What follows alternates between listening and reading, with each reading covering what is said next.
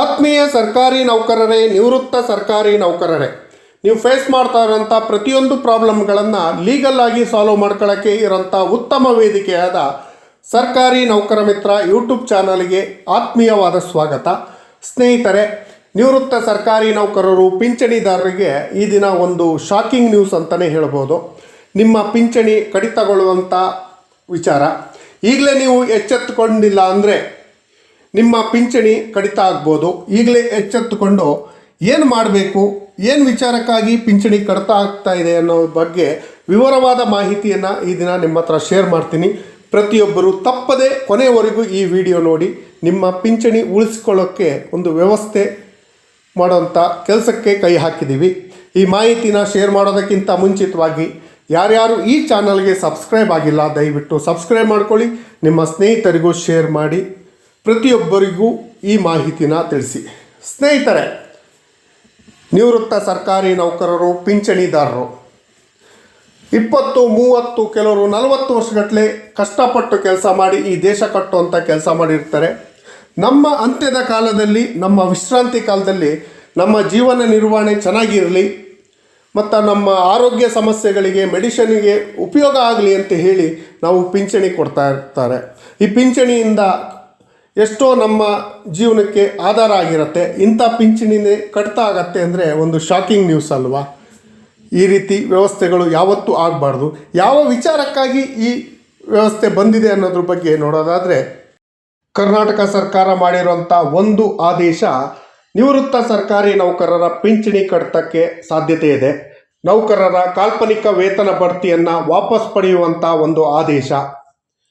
ಈ ಆದೇಶ ಕಾರ್ಯಗತಗೊಳಿಸುವಂಥ ನಿರ್ಧಾರವನ್ನು ತೆಗೆದುಕೊಂಡಿರೋದ್ರಿಂದ ಸಮಸ್ಯೆಗಳು ಎದುರಾಗ್ತಾ ಇದೆ. ಸ್ನೇಹಿತರೆ, ಏನು ಈ 2023 ನವೆಂಬರ್ನಲ್ಲಿ ರಾಜ್ಯ ಸರ್ಕಾರ 1999ರ ಆದೇಶ ಕಾಲ್ಪನಿಕ ವೇತನ ಬಡ್ತಿ ವಾಪಸ್ ಪಡೆಯುವ ನಿರ್ಧಾರವನ್ನು ಕಾರ್ಯಗತಗೊಳಿಸಬೇಕು ಅಂತ ಹೇಳಿದೆ. ಇದರಿಂದ ನಿವೃತ್ತ ಸರ್ಕಾರಿ ನೌಕರರಿಗೆ 8ರಿಂದ 12,000 ರೂಪಾಯಿವರೆಗೂ ಪಿಂಚಣಿ ಕಡಿತ ಆಗೋ ಸಾಧ್ಯತೆ ಇದೆ. ಇದರಿಂದ ಸುಮಾರು 12,000 ನಿವೃತ್ತ ಶಿಕ್ಷಕರ ಪಿಂಚಣಿ ಕಡಿತದ ಭೀತಿ ಎದುರಾಗಿದೆ. ಸ್ನೇಹಿತರೆ, 1984ರಲ್ಲಿ 12,000 ಶಿಕ್ಷಕರು ಗುತ್ತಿಗೆ ಆಧಾರದಲ್ಲಿ ಸೇವೆಗೆ ನೇಮಕಗೊಂಡಿದ್ದು ಸೇವೆ ಮಾಡ್ತಾಯಿದ್ರು. ಈ ಸಮಯದಲ್ಲಿ ನೇಮಕಾತಿ ಅವಧಿಯಲ್ಲಿ ಪ್ರಾಥಮಿಕ ಶಿಕ್ಷಕರಿಗೆ 540 ರೂಪಾಯಿ, ಪ್ರೌಢಶಾಲಾ ಶಿಕ್ಷಕರಿಗೆ 740 ರೂಪಾಯಿ ಹಾಗೂ ಪದವಿ ಪೂರ್ವ ಶಿಕ್ಷಕರಿಗೆ 1,040 ರೂಪಾಯಿ ವೇತನವನ್ನು ಪಡಿತಾ ಇದ್ದರು. ಈ ಸಮಯದಲ್ಲಿ 1991 ಫೆಬ್ರವರಿ 19ರಂದು ಅಂದಿನ ಮುಖ್ಯಮಂತ್ರಿಗಳಾದ ಮಾನ್ಯ ಎಸ್ ಬಂಗಾರಪ್ಪನವರು ಈ ನೌಕರರನ್ನು ಕಾಯಂಗೊಳಿಸುವಂತೆ ಆದೇಶ ಮಾಡಿದ್ರು. ಜೊತೆಯಲ್ಲಿ ಪಿಂಚಣಿ ಸೇರಿದಂತೆ ಎಲ್ಲ ಸೌಲಭ್ಯವನ್ನು ನೀಡಬೇಕು ಅಂತ ಹೇಳಿ ಆದೇಶವನ್ನು ಮಾಡಿದರು. ಇದು ಒಂದು ಐತಿಹಾಸಿಕ ನಿರ್ಧಾರ ಅಂತಲೇ ಹೇಳ್ಬೋದು ನಿವೃತ್ತ ನೌಕರರ ಬಾಳಿಗೆ. 1999ರಲ್ಲಿ ಈ ಕಾಲ್ಪನಿಕ ಬಡ್ತಿ ಪಡೆಯುವ ತಡೆ ಆದೇಶವನ್ನು ಮಾಡಿದ್ದರಿಂದ ಸುಮಾರು 12,000 ಶಿಕ್ಷಕರು ಪ್ರತಿಭಟನೆ ಮಾಡಿದ್ರು. ಪ್ರತಿಭಟನೆಗೆ ಮಣಿದಂಥ ಸರ್ಕಾರ ಅದನ್ನು ಹಾಗೆ ಮುಂದೂಡಿತ್ತು. 2023 ನವೆಂಬರ್ನಲ್ಲಿ 99ರಲ್ಲಿ ಮಾಡಿರುವ ಆದೇಶವನ್ನು ಜಾರಿಗೊಳಿಸಲು ಆದೇಶ ಮಾಡಿರೋದ್ರಿಂದ, ಈಗ ಕಾರ್ಯಗತಗೊಳ್ತಾ ಇರೋದ್ರಿಂದ ಏನು ಈ ಶಿಕ್ಷಕರಿಗೆ ಸಿಗೋಂಥ ವೇತನ ಕಡಿಮೆ ಆಗತ್ತೆ. ಈ ವೇತನ ಕಡಿಮೆ ಆಗೋದ್ರಿಂದ ಅವರ ಬಾಳಿಗೆ ಕಷ್ಟ ಆಗತ್ತೆ, ಅವರ ಜೀವನ ನಿರ್ವಹಣೆ ಕಷ್ಟ ಆಗತ್ತೆ. ಆದ್ದರಿಂದ ರಾಜ್ಯ ಸರ್ಕಾರ ಈ ತಕ್ಷಣ ಈ ಆದೇಶವನ್ನು ವಾಪಸ್ ಪಡಿಬೇಕು. ನಿವೃತ್ತ ನೌಕರರ ಪಿಂಚಣಿ ಕಡಿತ ಮಾಡದಂತೆ ಆದೇಶ ಮಾಡಬೇಕು ಅಂತ ಹೇಳಿ ರಾಜ್ಯ ಸರ್ಕಾರದಲ್ಲಿ ಕೇಳ್ತೀವಿ. ಇದೇ ಕಾಲ್ಪನಿಕ ವೇತನದ ವಿಚಾರದಲ್ಲಿ ಶ್ರೀಕಂಠೇಗೌಡರವರ ನೇತೃತ್ವದಲ್ಲಿ ಒಂದು ಸಮಿತಿಯನ್ನು ರಾಜ್ಯ ಸರ್ಕಾರ ನೇಮಕ ಮಾಡಿತ್ತು ವಿಧಾನಮಂಡಲದಲ್ಲಿ.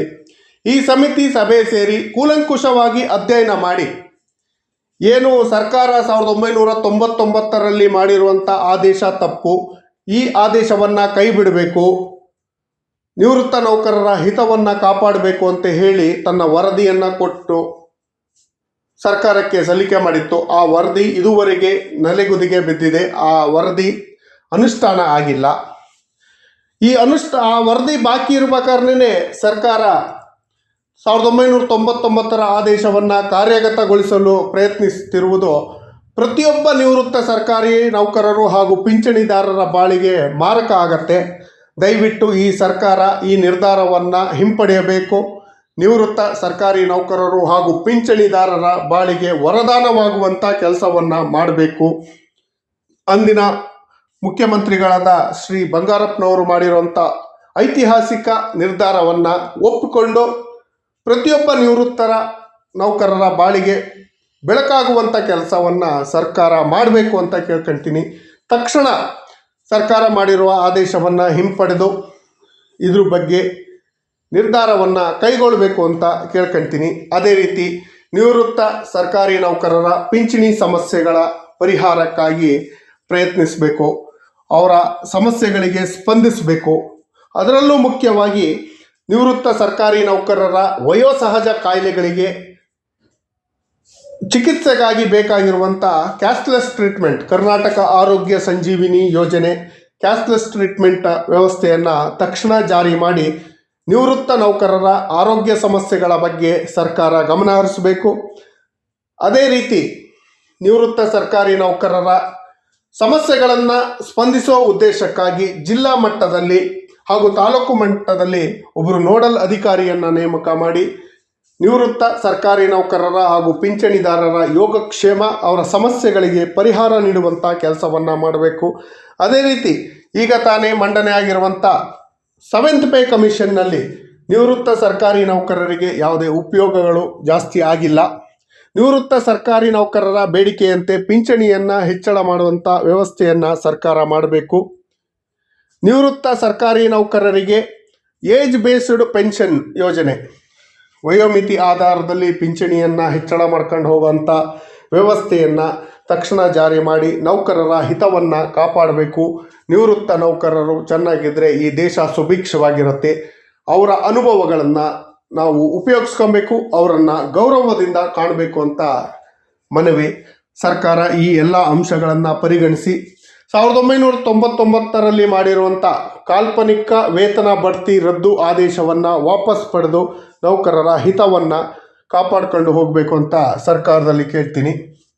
ಸರ್ಕಾರ ಈ ಎಲ್ಲ ವ್ಯವಸ್ಥೆಗಳನ್ನು ಮಾಡಿ ನಿವೃತ್ತ ಸರ್ಕಾರಿ ನೌಕರರು ಹಾಗೂ ಪಿಂಚಣಿದಾರರ ಹಿತವನ್ನು ಕಾಪಾಡುವಂಥ ಕೆಲಸವನ್ನು ಮಾಡಲಿ.